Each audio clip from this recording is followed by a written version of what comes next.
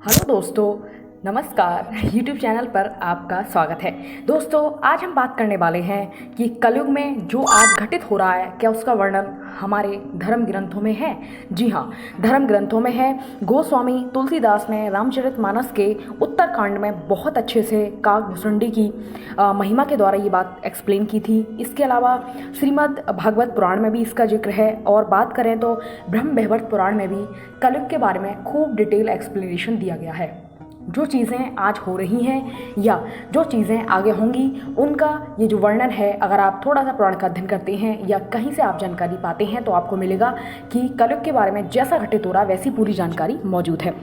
अब बात करते हैं कि जो वर्णित आजकल हो रहा है, हमें कैसे पता चलेगा कि कलयुग की शुरुआत हो गई है। दोस्तों, कलयुग की सबसे ज़्यादा शुरुआत ये बताई गई थी रामचरितमानस में। तुलसीदास ने कहा था कि मनुष्यों में मानसिक असंतुलन रहेगा, मन बहुत दुखी रहने लगेगा, और हर चीज़ में हमारी जो मानसिक गुणवत्ता है वो बहुत गिरेगी। चाहे चीज़ों को लेकर हो, चाहे रिश्तों को लेकर हो, या आपस में समाज के निर्माण में बात करें, देश के निर्माण में बात करें, बहुत मानसिक गुणवत्ता गिर जाएगी।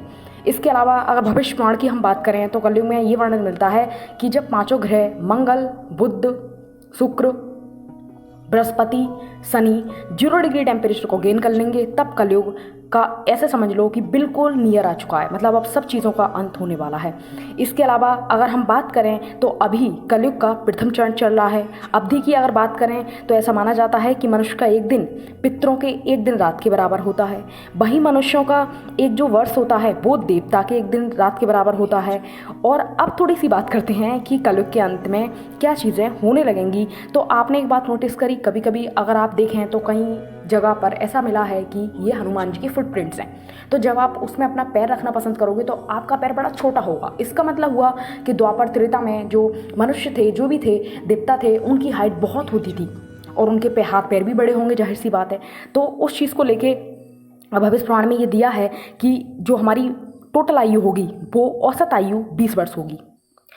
और जो स्त्रियां होंगी, जो गर्भवती में अब एक हमारी सामान्य आयु होता है कि भाई एडल्ट हो जाए तभी कोई गर्भवती होना चाहिए, उससे पहले काफ़ी खतरा रहता है। तो 5 वर्ष में ही स्त्री गर्भवती हो जाएगी, और 16 वर्ष की उम्र में मनुष्य आपको वृद्ध सा दिखने लगेगा। सही बात है, जब 20 वर्ष की वो है तो 16 में वृद्ध हो जाएगा, और 20 तक पहुँचते पहुँचते ही बहुत से लोगों में ऐसा होगा कि डेथ ही हो जाएगी। ब्रह्म वैवर्त पुराण में यहाँ तक बताया गया है कि जैसे जैसे उम्र बहुत कम होती जाएगी और उसमें युवा अवस्था समाप्त कर दी जाएगी, कलयुग का इतना बुरा प्रभाव होगा। चारों तरफ ये कहने लगेंगे लोग, अब तो बस उठा ले, बस उठा ले, अब तो ये बस भाई कब कलयुग का अंत होगा। और हम सब बहुत छोटे छोटे दिखाई देंगे, रोगग्रस्त रहेंगे, और साइज तो आप चीज़ों का देख ही रहे हो। तो उम्मीद है कि आपको ये चीज़ समझ में आई होगी।